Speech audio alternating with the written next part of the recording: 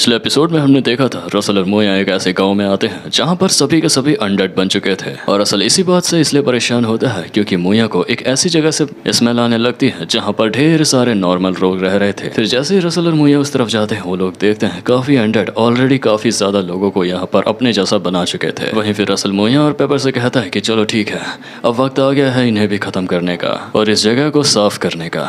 तो अब chapter number 103 में फिर यहाँ हम देखते हैं रसल एक हाथ में फ्लेम और एक हाथ में लाइटनिंग को लेते हुए इन सभी को एक साथ यूज करके इन सारे अनडेड पर अटैक कर देता है। एक रेड लाइटनिंग चेन का अटैक जिससे काफी सारे अनडेड पे जोरदार धमाका होता है। वहीं साथ ही साथ मोया भी उन सभी अनडेड को मार रही होती है, लेकिन तभी अचानक यहाँ पर रसल को एक अजीब सी स्मेल आ रही होती है और जैसे ही वो दीवारों की तरफ देखता है वो देखता है कि यहाँ पर कुछ जादुई मंत्र लिखे हुए हैं। सेम वही जादुई मंत्र जो कि उस विलेज में भी लिखे हुए थे जहाँ से अभी कुछ देर पहले मोया और रसल उन अनडेड को भी मार कर आए थे। और रसल उन्हें देखते हुए मनी मन यही सोच रहा होता है कि ये जादुई मंत्र तो सच में कुछ अजीब है, ये उस जगह पर भी थे और इनसे कुछ अजीब ही महसूस हो रहा है। फिर वहीं उस तरफ से मोया उन अनडेड से लड़ते लड़ते रसल से पूछ रही होती है कि क्या तुम्हें कुछ इस बार में पता चला रसल? तभी रसल बताता है कि हाँ, ये एक मैजिक सर्कल है, एक ऐसा मैजिक सर्कल जो कि इन अनडेड को अपने साथ चलाता है और उन्हें एक ऐसा टारगेट बताता है जिस पे वो हमला करे। वहीं दोबारा से मोया पूछती है कि तो बताओ आखिर ये सब कर कौन रहा है, क्या लगता है तुम्हें? जिसके बाद रसल उसे बोलता है कि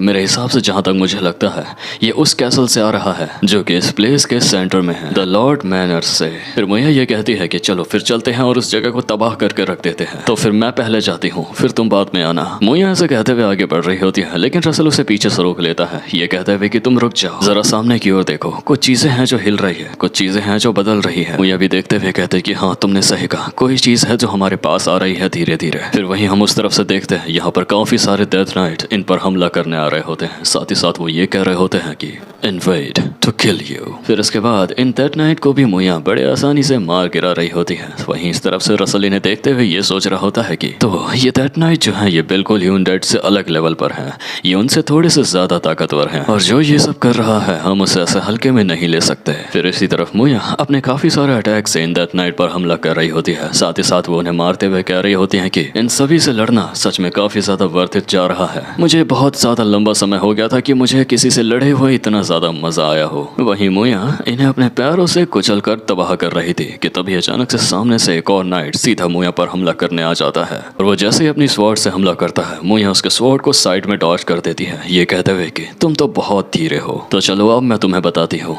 मोया ऐसे कहकर उसे खत्म करने वाली होती है कि तभी उधर से रसल अपनी लाइट चेटनिंग के अटैक से इस डेथ नाइट को एक बार में ही खत्म कर देता है और फिर मोया से कहता है कि तुम ठीक तो हो ना मोया। लेकिन मोया रसल के इस चीज से काफी ज्यादा नाराज हो जाती है, उसके कॉलर को पकड़ते हुए कहती है कि तुमने ऐसा क्यों करा, वो मेरा टारगेट था, मैं उसे खत्म करने वाली थी। और रसल कह रहा होता है कि सॉरी, मुझे माफ कर देना। फिर उसके बाद यहाँ पर रसल उन अनडेड को देखते हुए ये सब सोच रहा होता है कि लोगों का इस तरीके से अनडेड में बदल जाना जरूर इन नाइट्स को ताकत दे रहा होगा और इसमें कोई भी हेसिटेशन की बात नहीं है कि उन लोगों के लिए लोगों को इस तरीके से बलि चढ़ा देना कोई बड़ी बात हो। यह जरूर एक कल्ट का ही काम हो सकता है। इस जगह पर जो भी हादसे हुए वो बिल्कुल ऐसे लग रहे हैं जैसे किसी कल्ट के द्वारा किए गए हो। हमें इस चीज का भी रिपोर्ट जरूर जाकर देना होगा जैसे ही हम अपने जगह पर लौटेंगे। तो फिर वहीं मोया उस ओर आसमान की ओर देखते हुए रसल से कहते हैं कि रसल, मुझे काफी देर से महसूस हो रहा है कि हम पर कोई नजर गड़ाए हुए है, कोई है जो हमें बहुत देर से देख रहा है। फिर जैसे ही मोया और रसल आसमान के ऊपर देखते हैं तो वो देखते हैं उस इंसानी ड्रैगन को जो कि रसल को आज से काफी लंबे समय पहले मिला था और वो इन्हें देखते हुए कह रहा होता है कि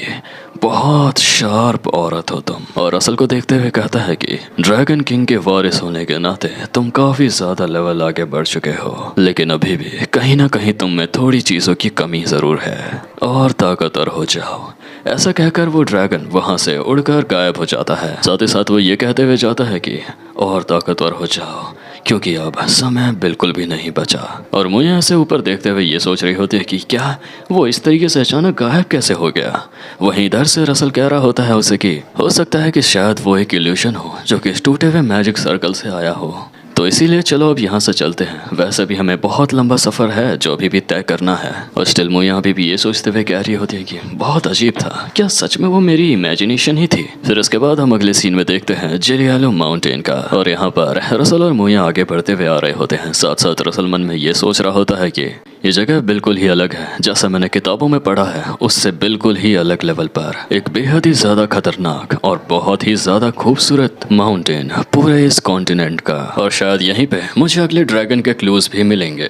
फिर वहीं उधर से मुया रसल से कहती है कि रसल, जैसा तुम कह रहे हो कि जिस चीज को तुम ढूंढ रहे हो वो यहाँ पर है, लेकिन मुझे तो यहाँ पर कोई भी चीज ऐसे दिखाई नहीं दे रही। फिर रसल उसकी बातों का जवाब देते हुए कहता है कि रुको जरा, मुझे चेक करने दो। जिसके बाद फिर वो अपने कपड़ों के अंदर से वो मैप निकालता है, लेकिन जैसे वो मैप निकालता है वो मैप बहुत बुरी तरीके से जलने लग जाता है, जिस वजह से हल्का सा रसल को दर्द हो रहा था। लेकिन वो मैप जलकर एक कंपस में बदल जाता है। फिर रसल मुया को बताता है कि ये कंपस हमें उस जगह का डायरेक्शन दे रहा है जिस जगह पर हमें जाना है, और इस कंपस के डायरेक्शन को देखते हुए ऐसा लग रहा है कि हम उस जगह के काफी नजदीक हैं। वहीं फिर हम इस तरफ देखते हैं जहाँ पर वो ड्रैगन रसल का इंतजार कर रहा था। वो कह रहा होता है कि आखिरकार आप यहाँ तक पहुँच ही गए यंग मास्टर। एक ऐसा बच्चा जिसके ब्लड लाइन में सिर्फ और सिर्फ ड्रैगन का खून दौड़ रहा हो और केवल कुछ नहीं। पक्के तौर पर यह नहीं कह सकता कि वो तुम्हारी ब्राइड है, लेकिन तुम अपने साथ एक बेहद सही फीमेल को लेकर आए हो। फिर तभी वो ड्रैगन अपनी आंखें खोल के सामने की ओर देखता है और जोरों से अपने चिल्लाते हुए कहता है, चले जाओ यहाँ से बेवकूफ कहीं के। ये सीक्रेट प्लेस सिर्फ और सिर्फ हमारे यंग मास्टर के लिए है। तुम जैसे धोखेबाज की यहाँ पर आने की हिम्मत कैसे हुई? वो ड्रैगन इस तरीके से जोरों से चिल्लाता है और उसके चिल्लाने से जो वेव उठी थी वो यहाँ पर इस इंसानी ड्रैगन को दूर फेंक रही होती है, क्योंकि इंसानी ड्रैगन उस जगह पर आना चाह रहा था, लेकिन वो ड्रैगन इस इंसानी ड्रैगन के बुरे इरादों के कारण उसे यहाँ पर बिल्कुल भी नहीं आने देता। हालांकि इंसानी ड्रैगन काफी दूर था, लेकिन ये फिर भी क्लोज नहीं जा पा रहा था और कहता है कि ये क्या हो रहा है, मैं पास ही नहीं जा पा रहा। और फिर इंसानी ड्रैगन उस जगह से काफी दूर उड़कर आ जाता है और काफी गुस्से में ये कह रहा होता है कि वो बूढ़ा ओल्ड ड्रैगन, मुझे नहीं लगा था कि ऐसा कुछ होगा। फिर इसके बाद हम इस तरफ का सीन देखते हैं जहाँ पर रसल और मोया थोड़ा आगे आ जाते हैं जंगलों के बीच में, जिससे उन्हें वो माउंटेन दिख रहा था। और मोया सामने की ओर देखते हुए कह रही होती है कि इस जगह का शेप और स्ट्रक्चर कितना ज्यादा अलग है। वहीं रसल भी सामने की ओर देखते हुए ये कहते हुए बताता है कि यह बिल्कुल ही वाइड और सीधा साधा है, एक ऐसा जंगल जो कि पथरीले माउंटेन पर पड़ता है। यहाँ की ऊंचाई भी इस जगह से काफी ज्यादा ढकी हुई है और यहाँ की फॉग का वातावरण भी काफी बदल रहा है। चलो हम जल्दी से जाकर चेक करते हैं। रसल ऐसा कह ही रहा था कि तभी अचानक से पीछे से मोया निम को यहाँ की फॉग यानी कि यहाँ की जो धुंध हवाएं होती हैं वो उसे पूरे तरीके से जकड़ लेती है और मोया को इस बात से काफी ज्यादा चिढ़ मचती है। वो कहती है कि इन फॉग की हिम्मत कैसे हुई मुझे इस तरीके से पकड़ने की। जिसके बाद मोया गुस्से से अपने आप को इन फॉग से छुड़ाती है, लेकिन वापस से वो फॉग इसे पूरे तरीके से जकड़ लेते हैं। उन्हें बिल्कुल भी समझ नहीं आ रहा था कि आखिर ये क्यों हो रहा है। जिसके बाद रसल अपनी मैजिकल पावर विंड का इस्तेमाल करते हुए मोया को इस फॉग से छुड़ा देता है। वहीं फिर रसल को इसी चीज से ये बात समझ आती है कि ये जगह यानी कि ये फॉग मोया को इसलिए रोक रही है क्योंकि मुझे उस जगह पर अकेले ही जाना होगा, क्योंकि अब ये एक सीक्रेट प्लेस है तो सबसे पहले मैं जाकर चेक करूंगा। फिर इसके बाद रसल यहाँ पर मोया को कहता है कि तुम यहाँ पर कुछ देर रुको, मैं जल्दी ही आ जाऊंगा। मोया उसकी बात से काफी गुस्सा होती है, उसे कहती है कि ठीक है लेकिन जल्दी आना। वहीं फिर रसल आगे बढ़ते हुए इन फॉग्स को देखते हुए ये सोच रहा होता है कि मैं जितना आगे इस जंगल के अंदर जा रहा हूँ ये फॉग उतना ज़्यादा गाढ़ा होते जा रहा है। और तो और ये फॉग बिल्कुल भी ऑर्डिनरी नहीं है, ये एक तरह से एक मैजिकल फॉग है जो कि ऐसी मैजिकल प्रॉपर्टीज से बना है जिससे ये फॉग अपना स्ट्रक्चर और शेप बार बार बदल सकता है। रसल ये सब सोच ही रहा होता है कि तभी अचानक से यहाँ पर कुछ होने लगता है। फिर रसल सोचने लगता है कि अरे नहीं, लगता है कि फॉग अपना स्ट्रक्चर फिर से चेंज कर रहा है। और फिर रसल देखता है कि जिस जगह पर वो खड़ा था यानी कि जिस जगह वो आगे बढ़ रहा था वो बिल्कुल ही बदल जाती है। वो एक लेबरनीथ में बदल जाती है जो कि बिल्कुल एक भूल भुलैया की तरह लग रही थी। यहाँ पर इतने सारे टेढ़े मेढ़े ऐसे रास्ते थे जो कि रसल को पार करके उस ड्रैगन तक पहुँचना था। फिर तभी यहाँ पर एक आवाज़ आती है जो कि कहती है, तो यंग मास्टर आखिरकार यहाँ तक पहुँच ही गए।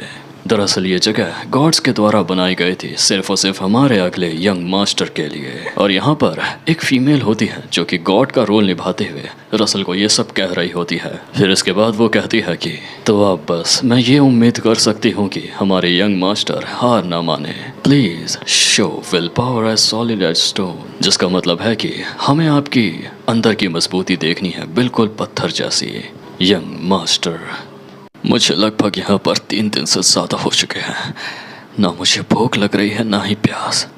ज़रूर यहाँ का टाइम भी बिल्कुल बाहर जैसा ही चल रहा है और जितनी बार मैं इस लेबरनीथ से भागने की कोशिश करता हूँ ये दीवारें अपने आप ऊपर चले जाती हैं। और तो और यहाँ पर मेरे कोई भी मैजिकल अटैक का या फिजिकल फोर्सेस का परिणाम नहीं निकल रहा है। इस जगह पर कुछ भी काम नहीं कर रहा। मैंने वो हर एक चीज़ ट्राई करके देख ली, लेकिन कोई भी चीज़ काम बिल्कुल नहीं कर रही। लेकिन अब जब यहाँ पर आने का एक रास्ता हो सकता है, तो यहाँ से बाहर निकलने का भी एक रास्ता ज़रूर होगा। मैं इस ट्रायल टेस्ट को किसी भी हालत में पार करके ही रहूँगा।